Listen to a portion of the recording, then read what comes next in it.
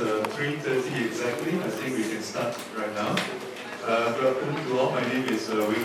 I'm the Dean of the Graduate School of Public Policy at Nazarbayev University. This is one of the parallel sessions that we are having this afternoon. And the topic that we will be discussing is on future readiness policies and practices. Now, this morning we had a very interesting presentation with regard to the impact of AI on the job market. We also talked about some of the key skills or knowledge sets that will enable graduates to be future ready. So what we hope to do in this session this afternoon is for the panel members to enlighten us and to speak on some of the key issues with regard to what are some of the national policies and best practices that can be adopted or considered to ensure future readiness in the area of education and in the area of training. Secondly, we also like to know how policymakers, especially the decision makers with regard to public policy, how can they be prepared for the future? Because ultimately, they are the ones who will decide on the policies, on the practices that will be should be adopted in the education institutions or even in the training institutions that we have in the private sector or in the public sector. And finally, I think one other question that we hope that will be answered is what is the role of education institutions vis-a-vis the employers and the government in reducing or eliminating some of the mismatch of skills that we heard of this morning. And in order to reduce the large number of unemployed people in the face of vacancies that are available, which cannot be filled because of the lack of skills in those people who are looking for jobs. So we have 5 speakers this afternoon. So I've asked them to speak for up to 10 to 12 minutes maximum. And so after that, the panel speakers have given their views. I will open up the floor for questions from you. You can also, I think, you can also use Pigeonhole here. Is Pigeonhole available? Okay. So probably not available. So since this is a small group, I think we can pass a mic around for you to ask your questions. So I'd like to introduce our first speaker this afternoon. Our first speaker is Dr. Fatima Zhakypova. She is the Vice Minister for Education and Science of Kazakhstan. She graduated from the Kazakh State University, and after graduation, she has worked in various positions. She has worked as she also graduated from the Araral State University, and after that, she has held various positions. She was the Vice Rector of Araral State University, and she also worked as Vice Rector of the Zhakypova State University. Now, she is no stranger to Nazarbayev University because from 2014 to 2016, she was the Executive Director in the Graduate School of Public Policy here. And this room, of course, is a room that she has frequented many times when we conducted executive education here. Now, from 2016 onwards, she was the Rector of the Academy of Public Administration. And this year, she was appointed the Vice Minister for Science and Education in Kazakhstan. So I'd like to invite Dr. Fatima here to give us her views.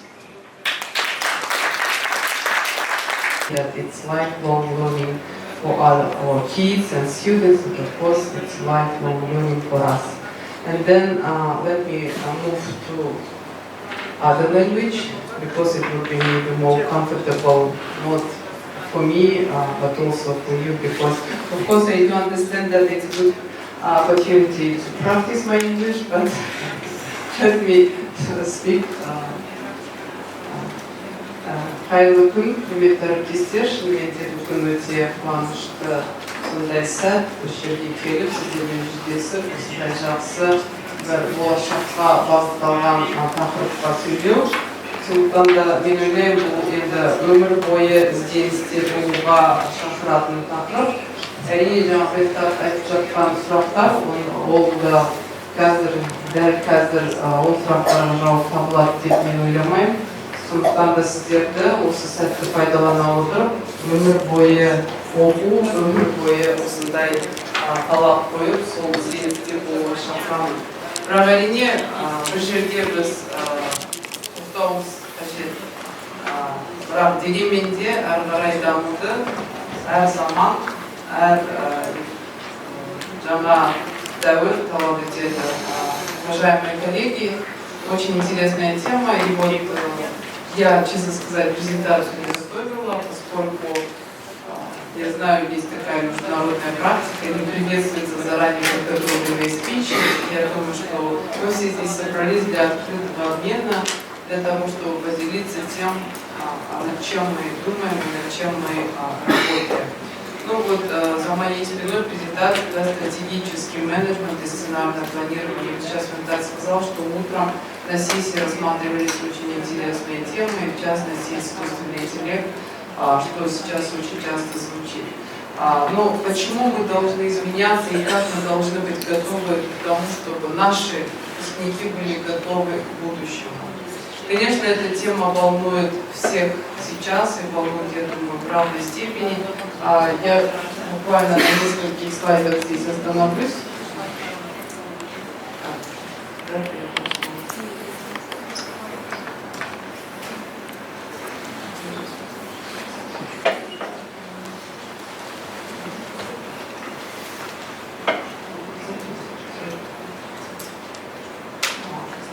Я, конечно, хочу начать с основного стратегического документа нашей страны, которым мы руководствуемся. И глава государства в 2012 году поставил достаточно ряд серьезных задач, скорее вызовов перед нашей страной. И я думаю, что страны, которые обеспечивают себе достаточно дальний горизонт планирования, они нацелены на будущее. И вот здесь, конечно, появляется такой термин, как управляемое прогнозирование. Я думаю, что это в одинаковой степени справедливо и для нашего университета, потому что мы должны спрогнозировать те компетенции, те качества наших выпускников, которые будут более востребованными в будущем. Сейчас очень много идет дискуссий о том, какие профессии будут востребованы в будущем.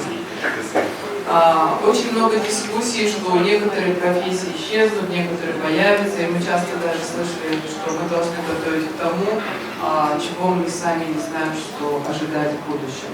Но вместе с тем это налагает больше на нас ответственность, чтобы мы использовали, скажем, такой более современный и даже более ориентированный на будущее прогнозный инструментарий.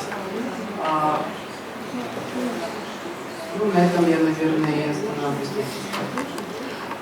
Я хотела бы сказать, что сейчас у нас в Казахстане идет работа по расширению академической и управленческой самостоятельности высших учебных заведений. И вот здесь я вижу, у нас в аудитории присутствуют наши коллеги, проректора высших учебных заведений, которые вот сейчас в это время находятся не только на форуме, но и на тренинге по разработке новых curriculum.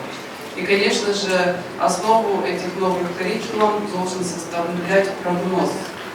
Какие образовательные программы с запросом, скажем, рынка труда должны составляться, какие дисциплины должны изучаться. Результатом этих дисциплин должны стать какие компетенции. Мы проводили очень, скажем, серьезный анализ компетенций, который нужен нашим выпускникам.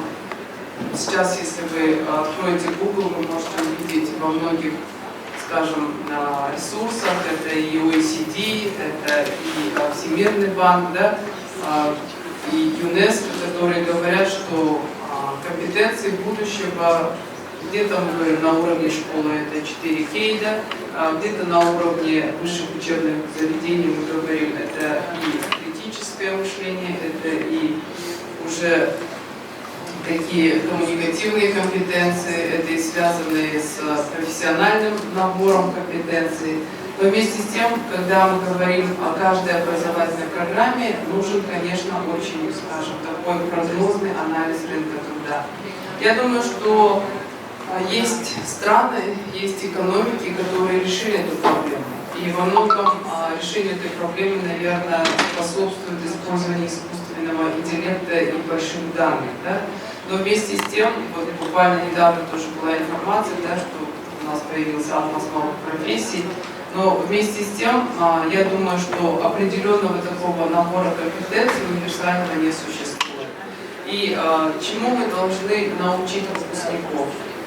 Здесь должен работать, наверное, баланс рынка труда и баланс результатов обучения. К сожалению, нужно признать, что рынок труда даже стремительно меняется, появляются новые профессии, но не всегда, к сожалению, уходят невостребованные старые профессии. Поэтому мы сейчас, как уполномоченный государственный орган в сфере образования в нашей стране, начинаем достаточно такую большую, серьезную работу с Министерством труда и социальной защиты, по крайней мере, планируем в ближайшем будущем уже приступить к активной ее реализации. Мы должны все-таки прогнозировать, какие нам нужны будут специалисты в течение последующих 5, 10 или 15 лет. Конечно, наши выпускники, которые выйдут на рынок труда через 4, 6 или 9 лет, они должны быть готовы именно к тому рынку, именно к тем компетенциям, которые появятся на это время. В связи с этим, какие задачи вообще стоят сейчас перед высшими учебными заведениями? Либо мы работаем по привычной нам схеме, готовим именно по тем curriculum, которые нам, скажем так, удобны, и в течение многих лет они у нас уже практически апробированы и более чем апробированы. Либо мы на самом деле сами становимся, скажем так, используем тот прогнозный инструментарий, который нужно вообще использовать. Вот сейчас Weng так сказал, каким образом мы должны меняться policy-мейкеры. Я считаю, что, конечно, можно решать на уровне отдельного государственного органа, но нужно ли это делать? На самом деле, вот у нас есть сеть и региональных университетов, и университетов, которые находятся в наших двух крупных городах. Но насколько эти университеты вовлечены и являются ли частью, скажем, той же самой системы государственного управления и прогнозирования в новых, скажем, кадрах с новыми компетенциями, либо же они только вовлечены на воспроизводство своих внутренних ресурсов. Я думаю, что мои коллеги понимают, о чем я говорю. Вместе с тем, с этого года мы осуществляем прием в наши вузы на основе уже образовательных программ. Если в прошлом году, до прошлого года прием шел по специальностям, был классификатор специальностей, я думаю, что наши коллеги из Назарбаева университета уже, поскольку здесь работают уже определенное количество лет и знают, о чем я говорю. С этого года у наши выпускники школ должны уже определяться в разрезе направлений внутри какую более скажем, узкую сферу они выберут. Тем самым это дает возможность нашим выпускникам школ больше думать, какая же будущая траектория обучения, какие же, скажем, сферы наиболее будут подходящими именно для этой образовательной программы. Тем самым это, конечно, с одной стороны вызов, потому что мы должны понимать, что и готовность университетов, и готовность наших выпускников школ к этому, конечно, есть, но насколько она, скажем, такая зрелая, это тоже вопрос.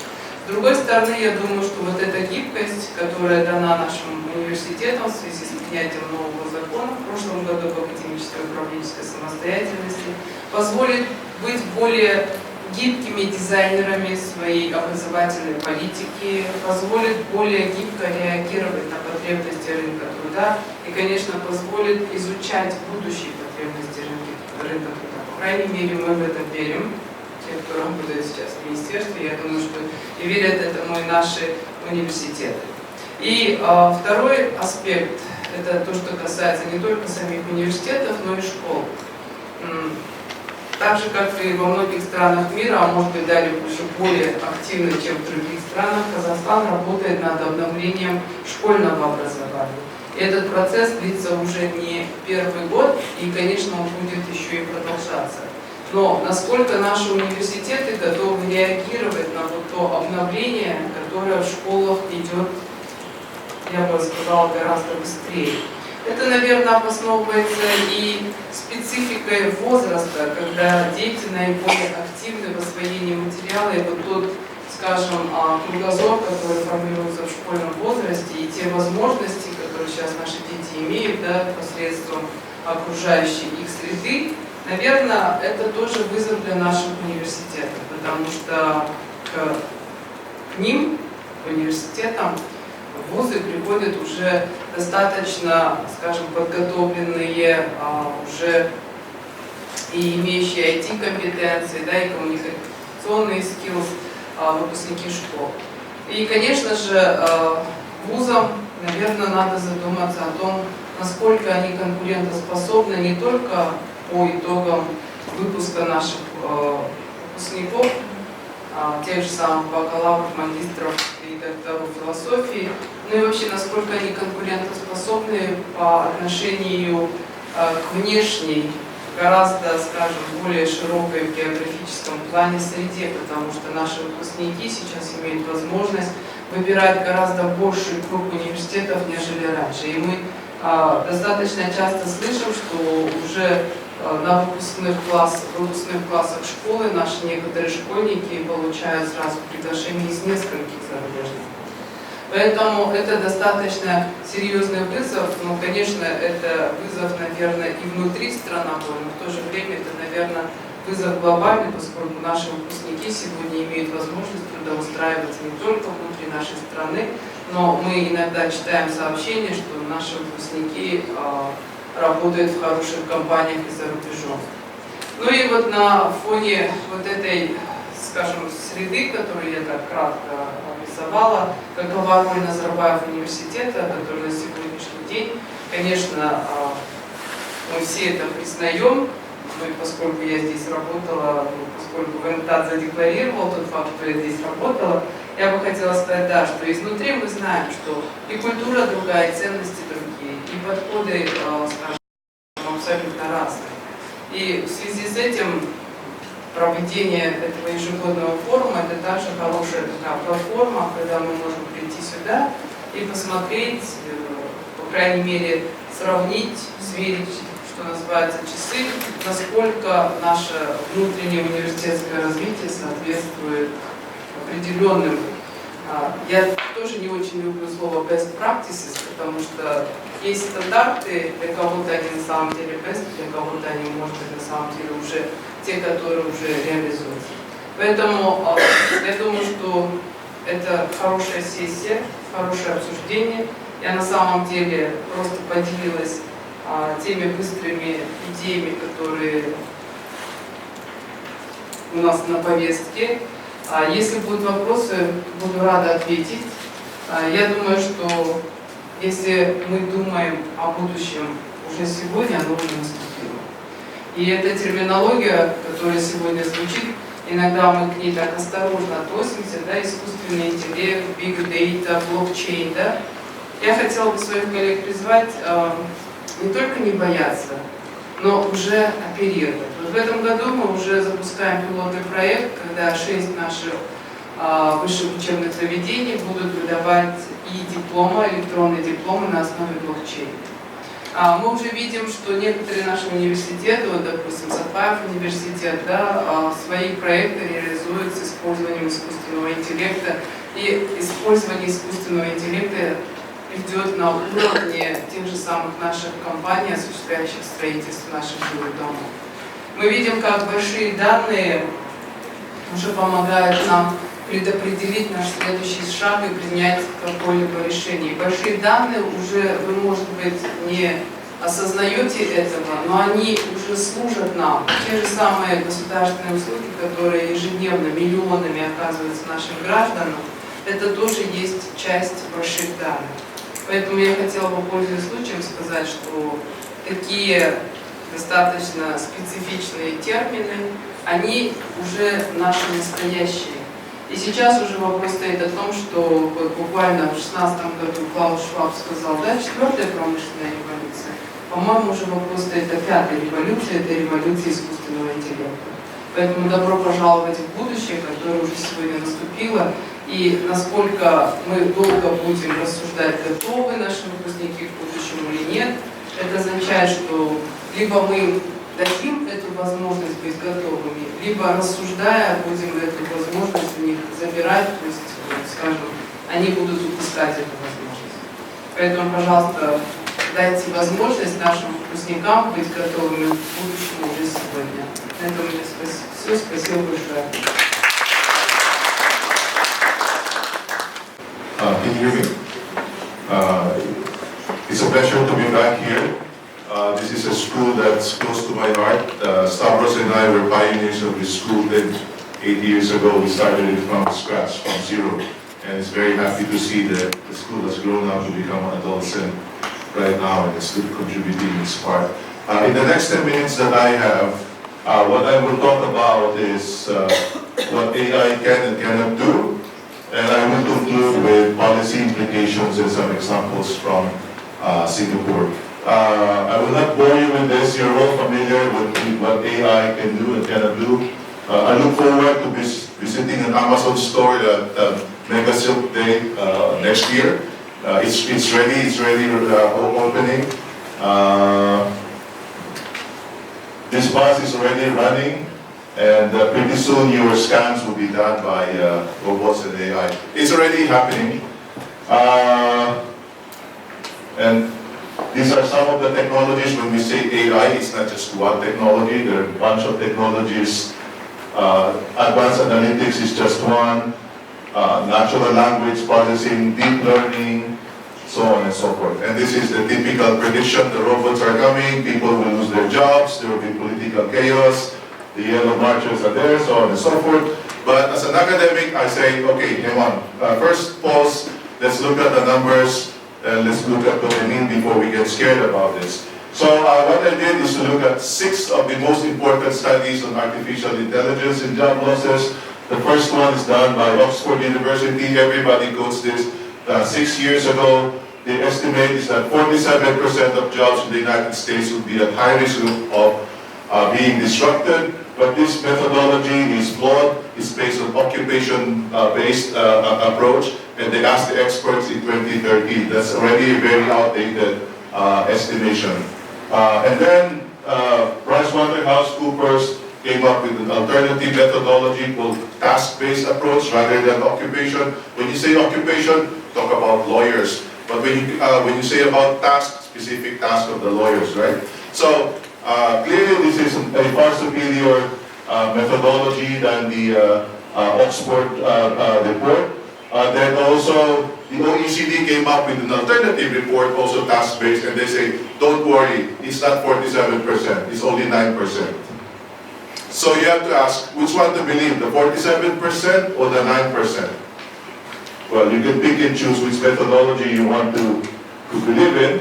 Then PricewaterhouseCoopers also came up with a report on China. They concluded that, in fact, this thing of AI and robots will create more jobs than disrupt jobs, like delivery service, hackers, cyber security people, so on and so forth. They say, don't worry about this job losses. But you can also say, well, who will gain the jobs? It's usually the highly educated, but the people who will pay the cost will actually be the low-income people. So these are the criticisms of these approaches. First one is, I already mentioned the problem with occupation-based. We cannot use occupation-based estimation as a basis of policy. It's a lot of bullshit estimation, useless. Number 2 is, the estimates are based on 1:1 replacement. Okay, this particular job of a clerk in the store will be replaced by this one. But of course, there are many technologies out there that really disrupts everything.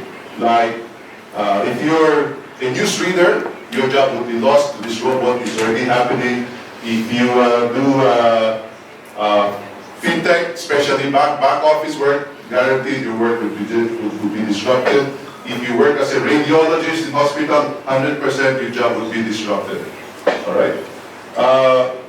Then, of course, these technologies and estimations, they use data that are outdated.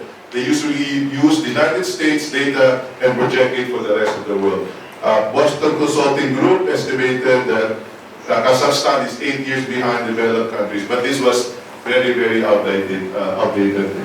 And most of all, risk of automation does not mean that jobs would actually be lost, right? Very important.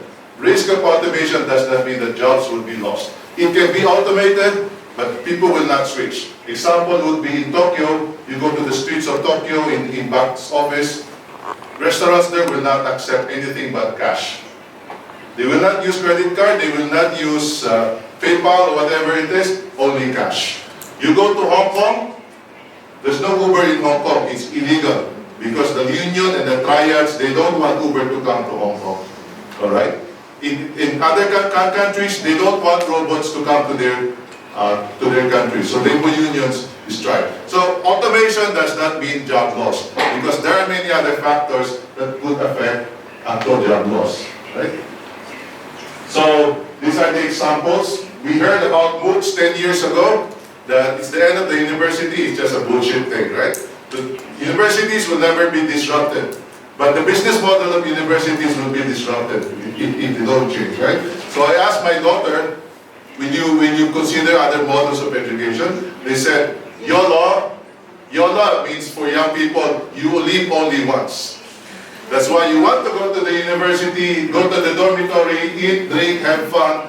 And I don't want to study MOOCs. I want to have fun, real life. My first time to escape my parents, right? So don't worry. That model of university will never be disrupted. It's a socialization part. All right. What about job gains? So we look at, these are the job gains, and your conclusion is that only the high-skilled people, highly educated people will capture the job gains. And the job losses, it's only mostly the poor people or low-skilled people who will bear the brunt of job losses. So, can we do a better thing of estimating this for public policy purposes? I mean, the report by PwC, Oxford and so on, they have a value of calling attention to these problems. But as a guide for policy, I think we need to do a better job. So here's what I propose. After reading carefully and so many other work, I think this one is more sensible approach. You can look at 2 dimensions of cognitive occupation. You look at the social dimension, high social dimension, communication, empathy, sympathy, and all that. This one is low social requirements. This one is based on data optimization. And if you look at this dimension, you can begin to classify individual jobs, individual tasks. And you ask your students, you ask your children, okay, if you want to be a radiologist, your radiologist will be here. Radiologist does not require human interaction. The job of radiologist is just reading the data from the scan. So it's already being disrupted. So I think you should abandon your aspiration to become a radiologist. What about a psychiatrist? A psychiatrist would require a lot of human interaction, right? But a psychiatrist also requires maybe optimization. So the psychiatrist would be somewhere here. Safe. Okay? Anyway, you can go ahead and play with this exercise. It's a fun thing to do. Alright, next thing is physical occupation. Physical occupation, again, you look at the social requirement and whether this requires, what kind of skills is it required? Is a robot or human skills? Because the best robot today is only equivalent to the skills of a 4-year-old boy or girl, right? Robots cannot really match the dexterity of individuals. So if you work in low dexterity structured settings and does not interact with people, it's like you work in warehouse, right? Warehouse is very clear. You just need to install this. It's like the Amazon thing, 100% your job would be lost. All right? But if you work as a plumber, you need to talk to the person, but the job is very difficult for the robot. The plumber will never lose his job. Anyway, you can play with these ideas. Bartender, taxi driver, house cleaner, you can try to put in there. Maybe schools and universities can look at them. Maybe kids can decide which jobs they want to do Anyway, it's just a fun exercise. I don't have the statistics for this because most countries do not collect statistics on this one. Maybe Kazakhstan will be the first. All right. So what are the implications? Actually, this should be 4R now. Reduce, retrain, retrain, redistribute, regulate. Okay, I just invented this term, but I hope you can remember this now. Reduce, retrain, redistribute, regulate. So let me end with some policy implications. My time is almost up. First one is implications on labor policy, migration policy. Okay? I don't want to talk about reskilling, you've heard so much for that. But the idea of professional conversion, if I am 40 years old banker and I'm already bored with my job, I have so much money, I want meaning in life, right? Then maybe I can convert my other certification to become a caregiver or maybe a nurse or something. So you have professional certification for old people, like, not old, but middle-aged people, right? Certification. The other one is skill certification. I have many skills, but I don't have a diploma. Can I go to Nazarbayev University and I can show you all my skills, right? I can sing, I can dance, I can do whatever it is. Can you give me a certificate so I can go to the job market, right? That's one. The other one is reemployment for older workers. Maybe that's not your problem here yet, but in Singapore, people die at 85, they retire at 65, government takes care of them for 20 years, they get sick, then the hospital bills go up, taxes go up, not the best policy. So get them to continue in the labor market. We should not follow this colonial idea that people should retire at 60 years old. Okay. The other one is monitoring of high-risk industries. Banking, finance, be careful, especially back office work. Most likely you will be disrupted. Manufacturing, 3D printing, it will happen. Flexible labor market, flexi work. If I'm 40 years old, I don't want to work 8 hours a day. Can I work 4 hours? Can I keep my pension? I want to divide my work with my friend. Is that possible? Will government allow the pension system held by 3 people? Can I carry my pension from one job to another? Why not? Okay? Safety nets for freelancers. Those who deliver pizza, taxi, whatever. No pension. Should government provide them pension and safety nets? They should.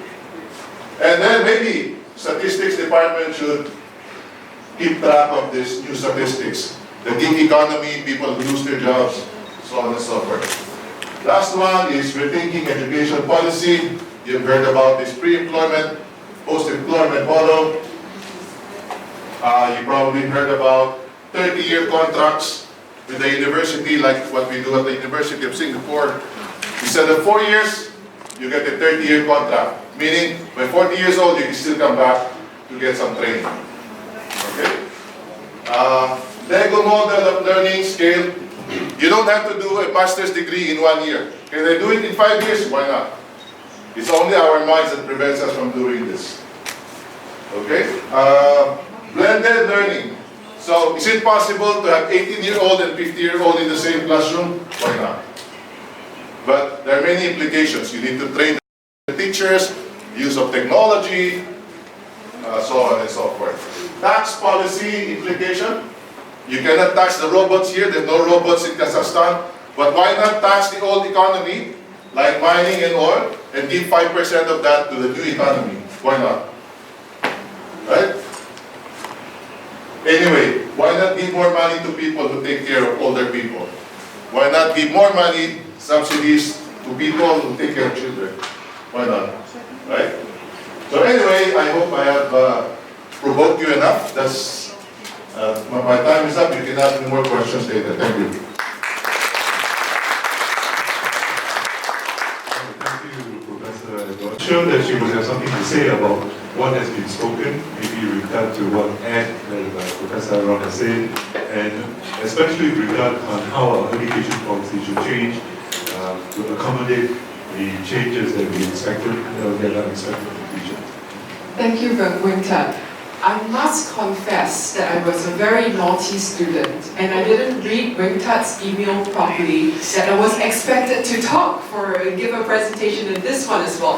But I'm practically going to make this up on the spot. But I just want to share with you some of my perspectives on this future readiness from a very different angle. But before I do that, maybe to share an example about future readiness in the real world. This example comes from China. There was an entrepreneur who was very passionate about helping elderly people. And what he decided to do was he created a big touch screen that could be put next to an old person's bed. And on the touch screen, you had very big icons. You could press a button to order food. You could press a button to arrange for your clothes to be delivered to you. You could press a button for TV. When he created this flat screen, he realized that he had a big problem. The people, the old folks, they weren't using most of the buttons, but they were overusing just one button. And that one button they kept on pressing was the button for customer service. And this entrepreneur, he went off and he spoke to an artificial intelligence expert. And he said, have I not designed my app properly? Are the buttons not easy enough? And what he found out when he spoke to the customer service people was that it wasn't that. It wasn't the design. It wasn't the system. It was just the fact that these people were lonely. They were very lonely, these elderly people.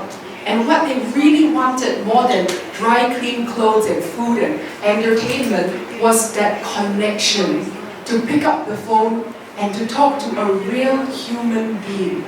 And that's why our challenges ahead of us in the age of deep tech aren't so much, to me, from where I stand, about systems, policies, procedures, workflow. They're more about the challenges of the heart rather than the challenges of the head. We cannot outthink the machines. It is impossible on certain aspects. But we can unleash the powers of our heart, our compassion, our ability to connect as human beings. So with that in mind, I want to show you very quickly why most systems don't succeed in becoming future ready. And I say this not just for universities, but also in the corporate world. I'm going to draw an axis here, two axes. The first axis here is internal versus external. And the second axis is individual and collective. Now this model comes from integral theory. How many of you are familiar with integral theory? Anybody? Fantastic. Oh, one person. I'm going to get you up with me to do this later on. Well, you tell me if I'm right or wrong. So, integral theory is understanding a system. If you want to bring change to a system, you need to change all 4 quadrants. 1, 2, 3, 4. Not just change from any one of these quadrants. The first quadrant is individual, internal. That means the individual student or the individual employee. Their internal beliefs. This is the quadrant of the individual's beliefs, the individual's mindsets. Okay? The second quadrant is individual, external. That is how the system looks at the individual. The KPIs, the performance. How is this individual regarded? The third quadrant over here is collective, internal. So this is as a group. What are our shared beliefs? What are our shared culture, shared stories, shared mindsets? Okay? And then the fourth quadrant over here, I'm sorry for my terrible handwriting, is the collective external. And this is the quadrant of systems, policies, like public policies, workflow, procedures. Okay, so look at this. If, for instance, I want to bring innovation into my culture, whether I'm a corporate or whether I'm a university, the way most people do it is to focus on the external. They try to have KPIs, they try to do it through incentivizing people, they try to do it through systems, policies, procedures. They love, because of the Western culture and the emphasis on the external, we love to overemphasize this region. And now in Asia, where I spend most of my time working, we also love to emphasize this because we are very collectivist in Asia, right? So we talk about we, what we do together, our culture, so forth. That means that the quadrant that is most underlooked is this one, the individual internal. When we talk about future readiness, hardly anybody spends time training the individual beliefs, the individual mindsets, but rather we say, oh, we're going to have innovation policy, we're going to start an innovation office, I'm going to hire a head of innovation, I'm going to make innovation a KPI, and I'm going to do all of this, I'm going to hold like an offsite about innovation, but nobody actually understands, underlying, what are the beliefs and the mindsets that sabotage this so-called future readiness that you want to see. Simple example, my ex-boss, Eng Chai from NUS is not here today, so please don't tell him I use NUS as an example. So I should rather say a university that I work for. We were in the process of pondering how we upgrade ourselves to a more future-ready faculty, a more future-ready university. So I trained 88 professors, mostly from NUS, about future readiness. And it was very interesting because we found out that there were a lot of different areas in these four quadrants that were conflicting with the future readiness that we wanted to see.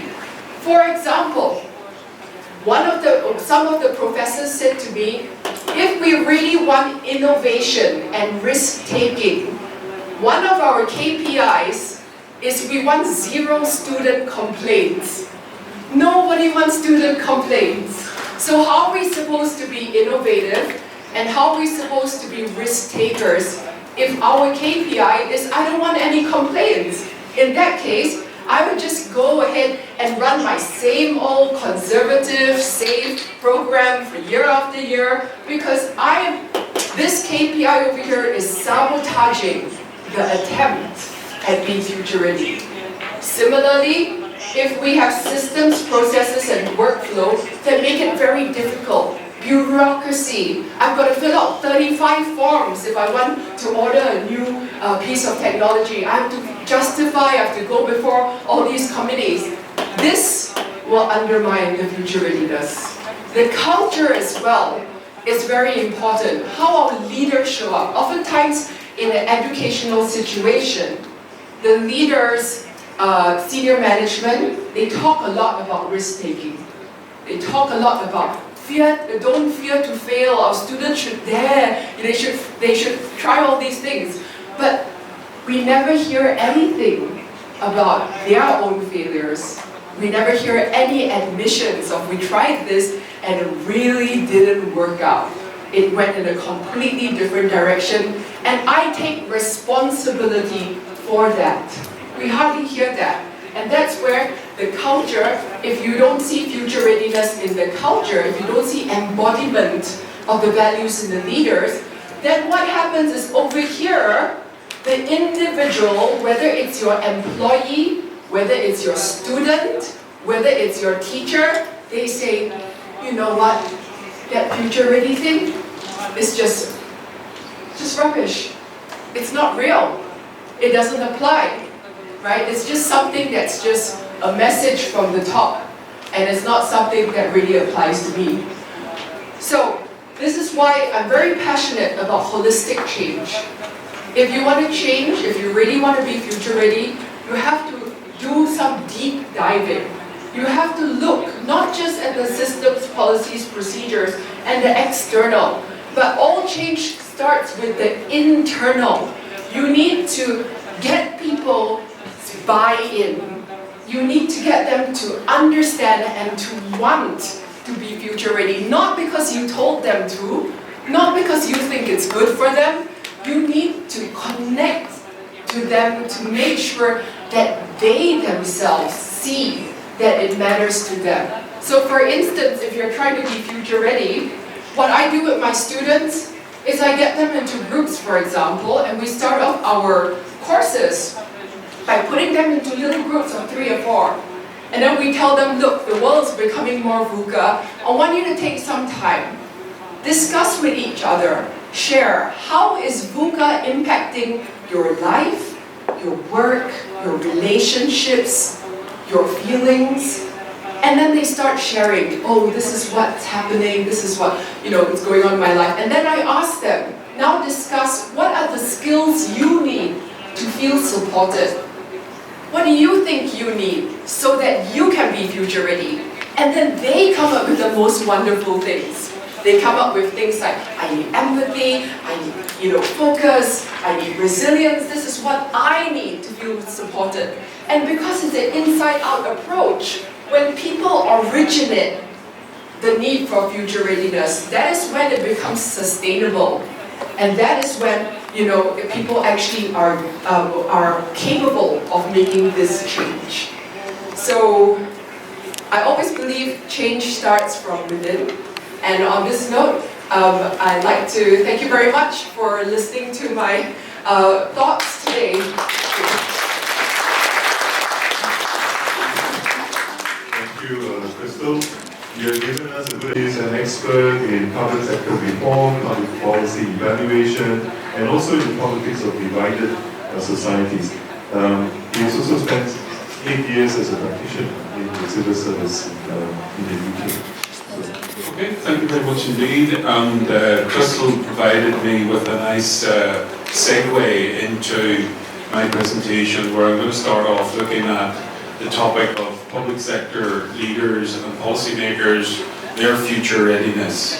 So in this I'm going to look at very quickly at 4 kind of key things. First of all, I'm going to look at what the literature is telling us about future readiness in terms of public sector leaders. Then I'm going to look at some skills that have been identified by the OECD that tell us how our policymakers and public sector leaders, what kind of skills they should have for the future. Then I'm going to pose some questions about the extent to which these skills can be read across or transferred into Eurasian countries. And finally, I'm going to look at some issues more generally about future readiness for policymakers in developing countries. So, Crystal provided this overview of the VUCA world. So, 21st century public sector leaders operate in a volatile, uncertain, complex, and ambiguous environment. So, one of my colleagues from Lim-Lange has written a book about 21st century leaders, and he uses this framework. We operate in a volatile world where there's disruptive events, where there's scandals, where there's crises, shocks. I suppose some of these things in Kazakhstan could be around devaluation, it could be about some incidents like land reform, like citizen registration. These are things that sometimes come out of the blue. Some uncertainty around future leadership transition, which change public policies, and I'm not just talking about leadership at the top level. You get frequently changes at the level of the regions in Kazakhstan. That can create uncertainty, changes of ministers coming in with different policies. We live in a complex world where there are multiple stakeholders. Increasingly, the public sector operates alongside the private sector. And I suppose in the future in Kazakhstan, what is described in the West as the third sector, voluntary sector, community sector, the NGO sector.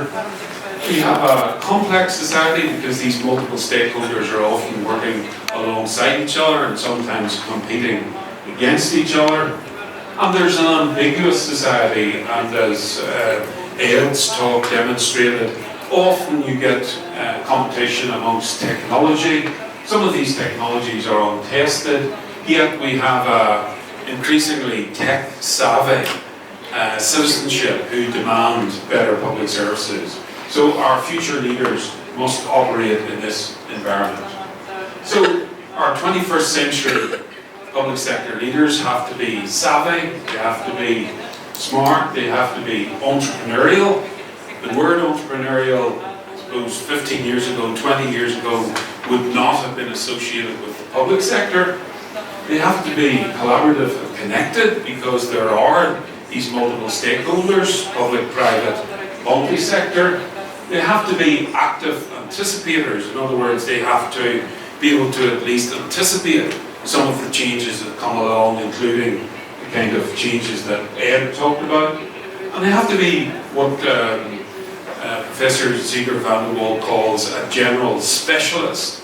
In other words, what they initially trained in may not be where they end up as in their job. So they can train in different kinds of specialisms, but they end up doing something quite different in practice. So that's, in a very short period of time, what the literature is telling us about 21st century public sector leaders.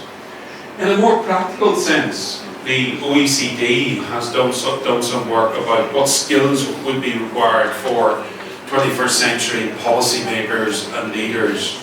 And they have come up with a typology of 4 key skills. The first skill they talk about is policy advisory skills, levering technology and synthesizing a growing range of evidence-based scientific insights. So we're told all the time in public policy that policy should be evidence-informed. So these technologies, these new trends like behavioral economics, data science, strategic foresights, these are coming very much to the fore in terms of how we inform our policymakers. It's not just simply written reports, written memos. We need to use this new technology, these new insights that are available. So policy advisory skills is the first component of future leaders, future civil servants.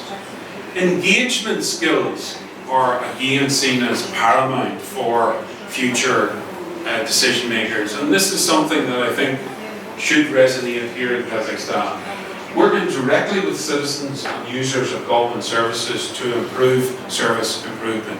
So very much bottom-up views. Those who know best about our public services are those who use them. So engagement skills are seen as critical to future skills of civil servants in OECD countries. The third skill set that are required for future leaders are commissioning skills.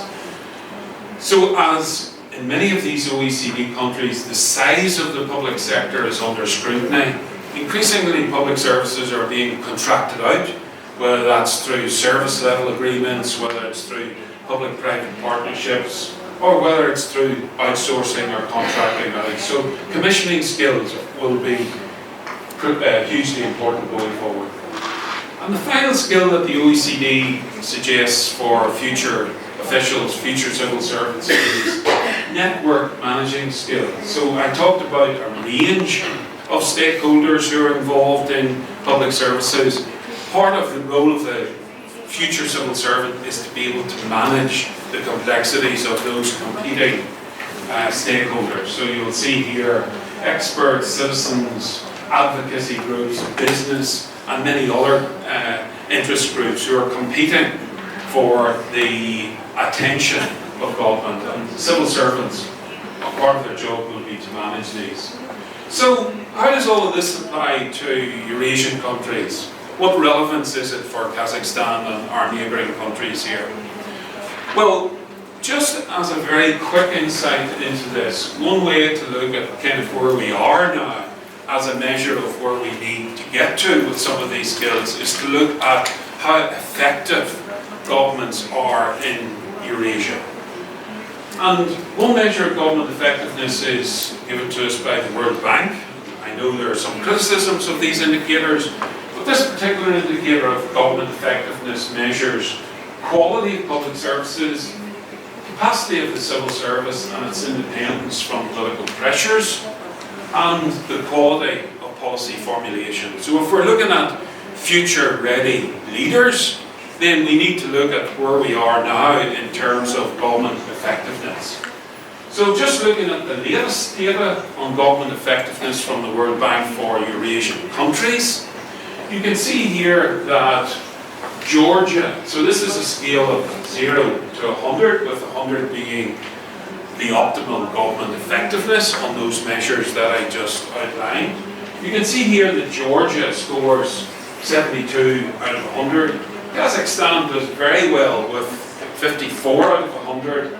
But if we actually go down these Eurasian countries, you can see that our regional neighbours in Central Asia, Uzbekistan, Kyrgyzstan, Tajikistan, Turkmenistan, have a long way to go in terms of government effectiveness. So if we are to provide future-ready leaders based on some of these OECD skills, this is the starting point for us. So we've some way to go. One of the things that you will all know for Kazakhstan, they have the ambition to be one of the top 30 developed countries, and competing with our neighbours here is not the right competition. It's competing with other OECD countries. So even though Kazakhstan's doing very well, it needs to do a lot better if it's going to become one of these top 30 developed countries. So how does all of this read across? So how do these skills in developed countries read across to developing countries? So taking the 4 OECD categories, if we look at policy advice, I think it is clear for those of us who work in the public sector, those of us who work with students who are practitioners, we do need better evidence. We need to be able to collect credible data. Some of our students will say that our data sources here in Kazakhstan could be much better. We need to benchmark ourselves against our peers, not just our Central Asia peers, but our OECD peers. We need to use data to design and improve policy interventions. That's the first skill that the OECD talked about. The second one, in terms of engagement with the public, Kazakhstan has made significant strides in this, and I think if people are looking at channels like Open Government, these are clearly developments that Kazakhstan has attempted to do. And I pose a question, do they work? Do they work effectively? Social media, should that be seen as an opportunity or is it a threat? So if we're interested in government engagement, we need to participate in that kind of debate. We see mechanisms like public councils as a mechanism for engagement. Question mark, are those effective measures of engagement, mechanism for engagement, or is it tokenistic? So inevitably going forward, there's going to be a need for greater engagement with our public service users. The third OECD skill, commissioning skills, I think for Kazakhstan and other Eurasian countries, the key question here is the size of our public sector tends to be much, much bigger than OECD countries because of our Soviet legacy. There's a lack of capacity in our private sector. So when one talks about public-private partnerships here, for example, as an innovation, one of the problems with public-private partnerships is our private sector lacks capacity. And of course, we know that the NGO sector, the third sector here, is still very much at its early stages of development. Network management is required. The fourth OECD skill is required because many of the wicked problems, these cross-departmental problems that we face, require ministries to get out of this kind of silo management processes that they work in. And we need to move towards greater outcomes-based accountability. Outcomes-based accountability is things like improving the quality of life for citizens of Kazakhstan, rather than simply seeing public services as delivered in departmental silos, education, health, housing, and so on. So just to conclude, I think there are some overarching issues for future-ready public sector leaders. These are in no order of importance, but we can see some of these in Kazakhstan. In Kazakhstan, we have lots of strategies, lots of very good strategies. The problem is we have poor policy implementation and almost non-existent policy evaluation. And that is a feature of, in some cases, the fluidity of the policy environment we operate in. The second, I think, overarching issue is that we see lots of politicization of our civil servants, not just in Kazakhstan, but in other Eurasian countries.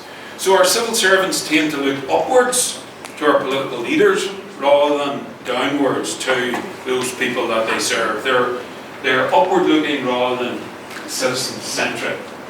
I think another issue for Eurasian countries, again, some of this is to do with your legacy, is that you see the legal codification of public policy. So in other words, your system is very legally based, and that's a feature of your history. But because it's so legally based, that stifles creativity. It also encourages risk aversion amongst public sector leaders. They are risk averse because they don't want to do anything that risks them operating outside the law. So creating and amending legislation in places like Kazakhstan becomes an end goal in itself rather than a means to an end. And finally, and this is nothing new for those of us who work in the public sector and work with students in the public sector, I think there is a need to move from transactional leadership where you reward and punish. And I often hear my students talk in these terms where they talk about controlling and punishing. That's very much transactional leadership, towards transformational leadership where you're trying to stimulate people, to motivate them, to reward them. So rewarding success rather than punishing failure. I think that's it for me.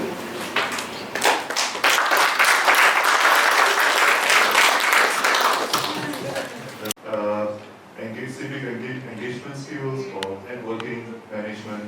These are some of the skills that we teach our students. So you can go to our website to find out more about the courses we offer.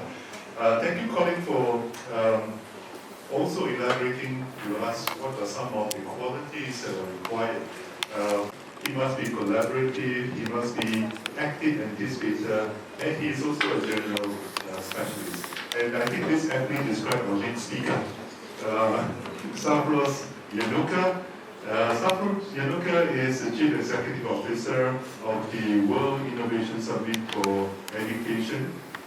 In short, it's WISE.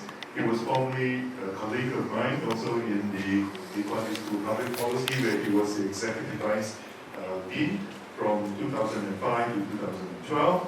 Of course, he's a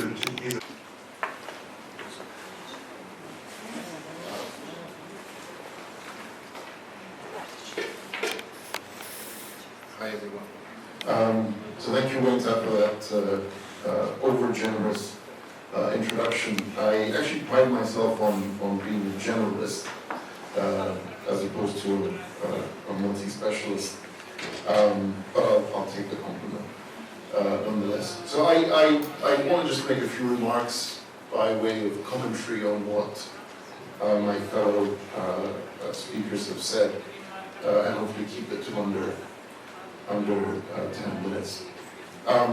So I found all the speeches very thought-provoking.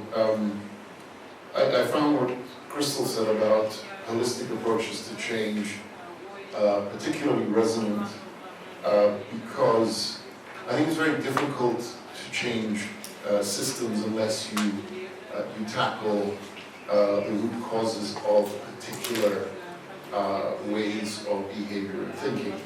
And in this regard, I'm actually a big believer in incentives and providing incentives and removing disincentives towards certain behaviors. And I think that was aptly demonstrated by some of the things that Colin put out. So when we think about, for example, future-proofing our graduates, many people think about entrepreneurship as a possible path. You know, why depend on others for a job when, you know, you could very well create your own opportunity? And many countries aspire to stimulate entrepreneurship. The trouble is that those very same countries that want to stimulate entrepreneurship also tend to over-penalize failure. And as any entrepreneur will tell you, failure is a very real prospect when you're starting a business. Now, if you have bankruptcy laws, for example, in a particular country, that are tantamount to an economic death sentence, then clearly the incentives for anyone to take a risk in starting a new business will be greatly reduced. And so again, one has to take a holistic approach to trying to tackle an issue like how do we make our economy more entrepreneurial. It's not just about the education system encouraging you to be more entrepreneurial. There needs to be a whole ecosystem around you that is supportive of that, and in particular that is tolerant of failure and won't over-penalize you for trying and not succeeding initially. Ed, I thought, gave a pretty comprehensive wash list of all the policy approaches that one can take to reduce, retrain, I forgot your third one, redistribute, and then regulate the fourth. You know, as I said this morning,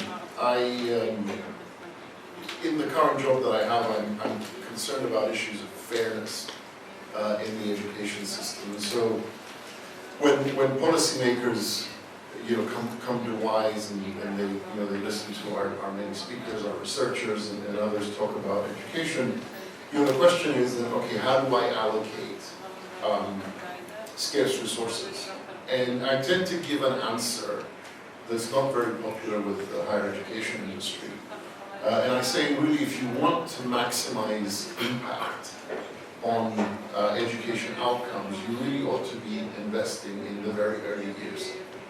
And in particular, you've got to be paying attention to lower income groups, but mothers, single mothers typically tend to be more vulnerable in this regard, and of course, and their kids. And that's because all the evidence points to the fact that cognitive disadvantages set in very early.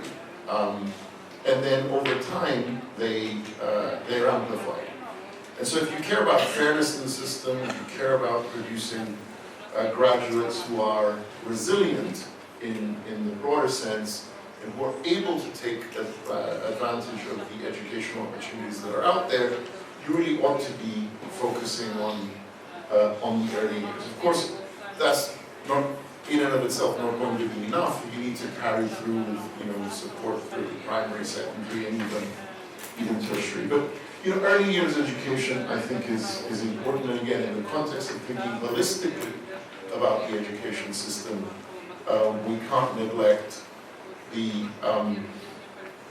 downstream or upstream effects of what happens in these early years to kids. And I think you touched on this as well. Again, if we really believe that we are going to be confronted with an even more uncertain and volatile world, then maybe we need to rethink the linear relationship between education and employment. You know, why does education always have to precede employment? Why can't we have a more flexible in-out kind of pathway? I don't know that you need 30-year contracts. You know, maybe 10, 15 years will be enough, but a way for you to, you know, begin your studies, maybe study a year, go out and work for 2, come back for a year, you know, and so on and so forth. I mean, there has to be again, it doesn't have to be a single model. Why not have it be flexible and determined by your particular needs and interests at a given point in time? And then the final point is again the one that I mentioned. Perhaps, you know, the better way to think about this is how do we empower people, individuals, to create their own opportunities, and that could be through entrepreneurship, education. And one of the most interesting examples that I'm aware of right now is taking place in Canada, and it's very much a tripartite collaboration between municipal and local governments, the business community, the credit unions, and it's actually focused, interestingly enough, on giving opportunities to lower income groups specifically to start small and medium enterprises. This isn't an aspiration to create a high-tech ecosystem. It's really to help these people create local, community-based businesses that will likely stay small to medium. But again, as any policymaker will tell you, SMEs are the backbone of any economy, particularly when it comes to employment. So again, maybe we don't need to always set our aspirations to become the next Silicon Valley or the next highway 101, is it the 101 or the Boston corridor, Boston-New York corridor. Maybe what we need to do is focus on where there's very real need, and that's sometimes at that low-income group that requires just opportunities to get ahead. So I'll stop there. Thank you. For the insightful summary and also to share. If you have any questions, can you please raise your hand and I'll bring the mic to you. To any of the speakers or to a particular speaker.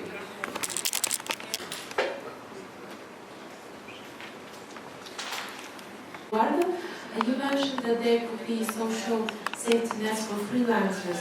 The government can support those workers, but isn't it with the condition that freelancers need to pay some tax accordingly, for their work?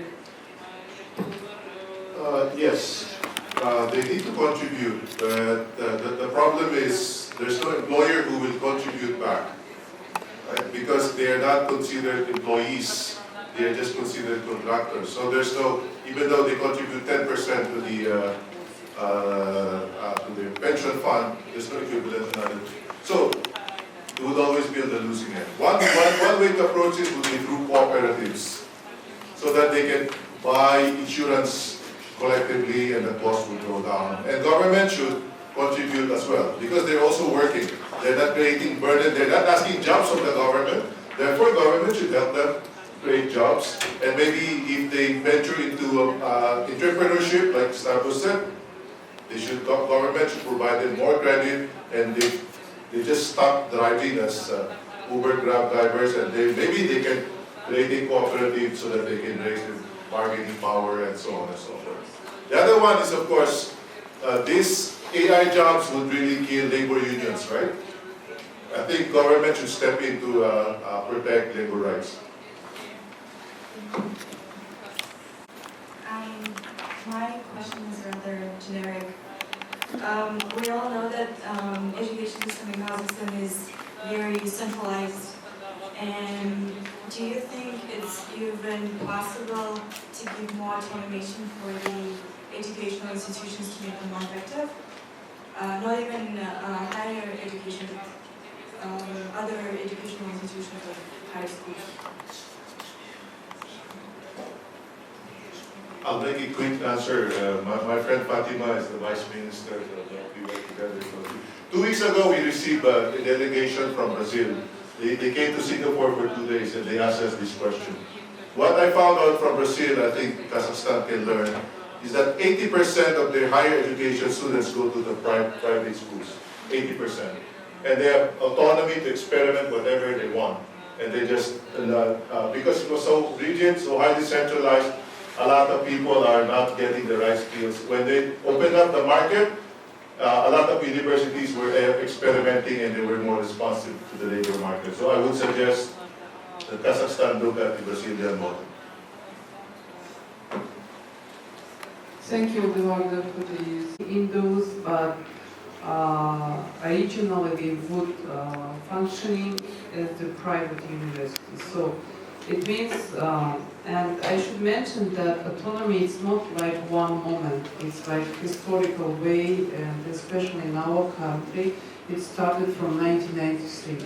So please do not think that it's just like last 5 or 10 years. Really, in 1993 it was the law adopted on Kazakh National University. So since that time it was really historical way. Probably someone would think that it was long way, but it's like corresponding with some economic issues and some, I should say, some state development issues. Regarding school education, I should say that there are also some trends, and we do have some private schools in our country, and of course we do have Nazarbayev intellectual schools, which is the different model of schools, and of course probably now the ministry, and especially the ministry, is working on the new model of, let's say, how to, the governing model of the schools is like board of trustees, and I do believe that many issues on the school levels, which just like resolve thanks to these board of trustees. But it's also not one moment task. I think that there are many other issues to be solved. For example, differences between schools in the cities and in the rural areas.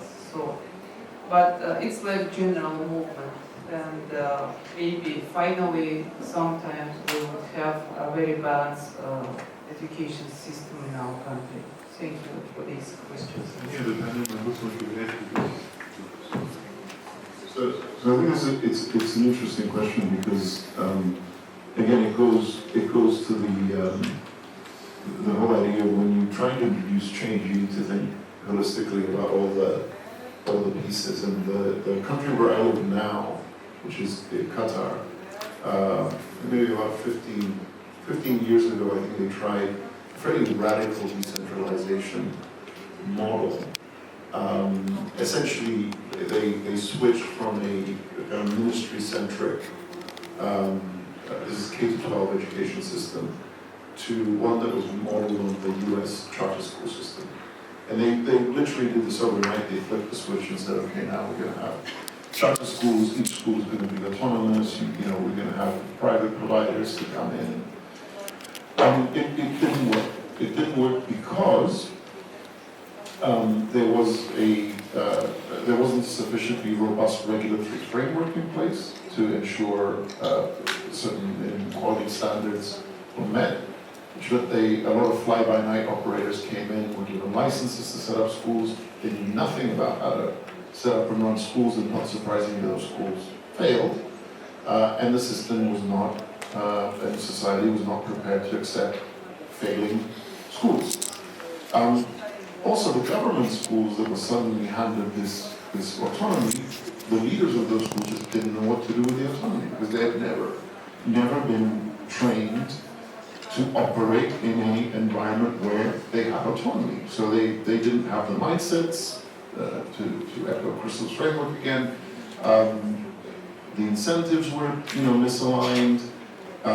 They weren't, stories of successful implementations. So again, when we're talking about these kind of policy solutions, I think we need to be careful of thinking of them as kind of silver bullets that, if only I had more autonomy, suddenly all my problems would be solved. It is unfortunately a lot more complicated than that.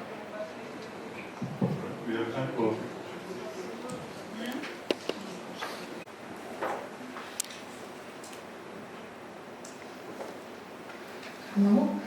Hello, everybody. Thank you very much for your speeches. It was a very great pleasure and honor to listen to you. My question is about skills of graduates and participation of policymakers in regulating these, requirements. From today's lectures, we heard that there are so many types of skills that we expect graduates have, starting from 4K, 4P, blah, blah, like hundreds of skills that we have to have when we graduate the university. But, and it's like a huge burden for graduates. And I think that's why we have so many difficulties when we finish the university and enter the job market.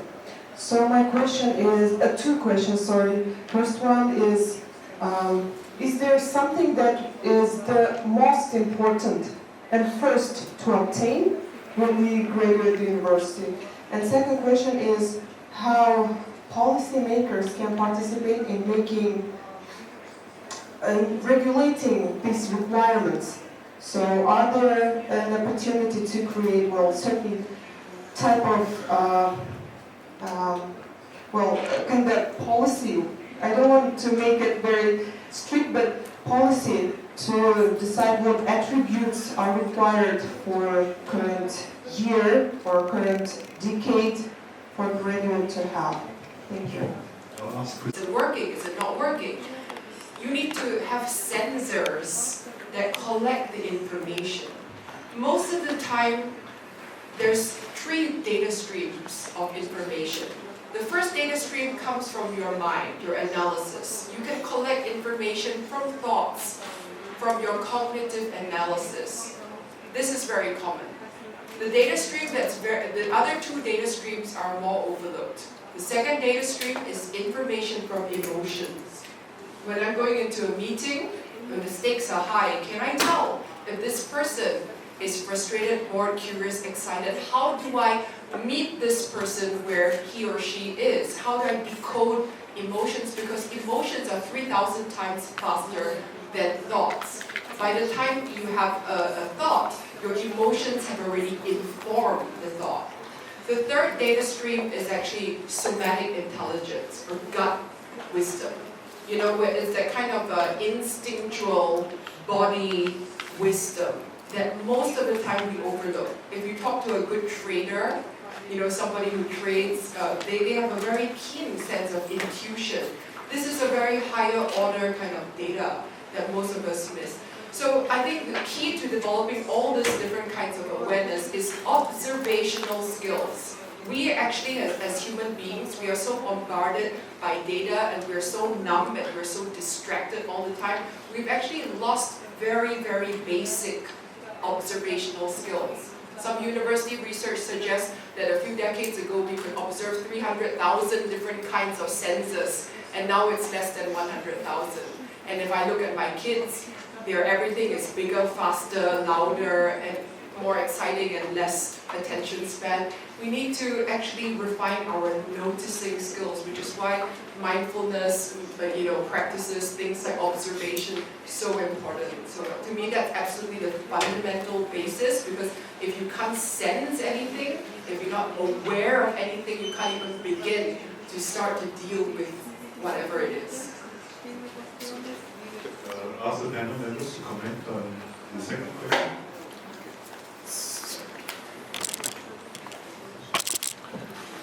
Okay, so this is a little anecdote. Our graduation was just last week, and one of our graduates said at the graduation ceremony that one of her teachers had said to the class, we will teach you lots of things here, but when you get into the real world, the most important things are not what we teach you, but actually some of the soft skills that you will develop here.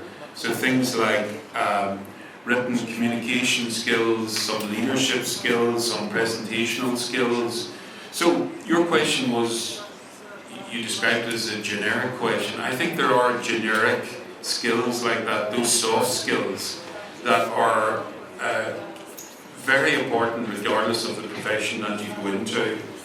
I think in terms of some of the policy implications of this, increasingly in Western countries, so-called developed countries, you see, certainly in the public sector, which I know best, you see employers moving away from looking at very specific qualifications. So you will have to have a certain benchmark qualification, whether it's a degree or a master's degree, towards competency-based recruitment. So what they're looking for in graduates is certain competencies, particularly in the public sector, around things like managing people, being able to negotiate, being able to manage budgets. So in some ways those kind of skills are somewhat divorced from having a formal education, which is a requirement, but I think it's not the only requirement for graduates going into the market. So I think it's, in short, it's those softer skills that are very much in demand by employers.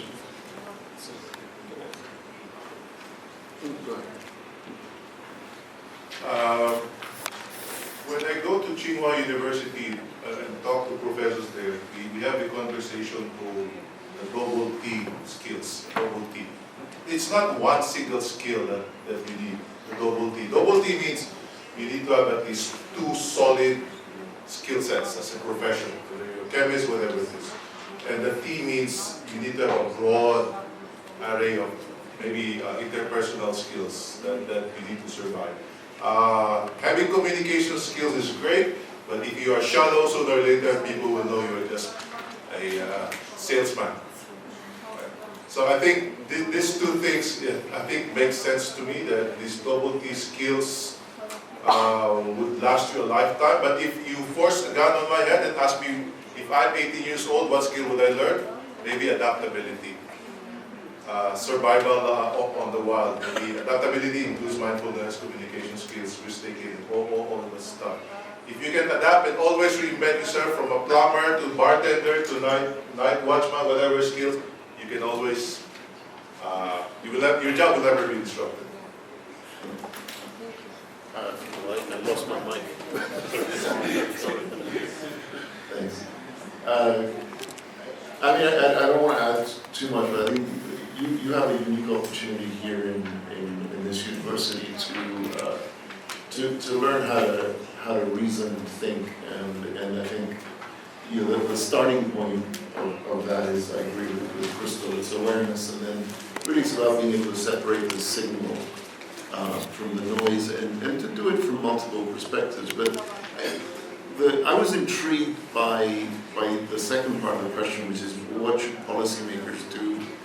I think the answer to that is nothing, quite frankly. I mean, I think you guys have a unique opportunity here, and you shouldn't wait for government or even your professors to tell you what you should do. Seize that opportunity. Learn, find out what's interesting. Talk. I mean, you've got these wonderful professors here and wonderful classmates. Engage with them. It's an incredible privilege. And I think those of us who are in academic, who have spent a lot of time in sort of privileged academic institutions, really forget what it's like for people who don't have access to these kinds of opportunities. Maybe those are the people that, in some ways, policymakers like Colin and others should worry about, not us.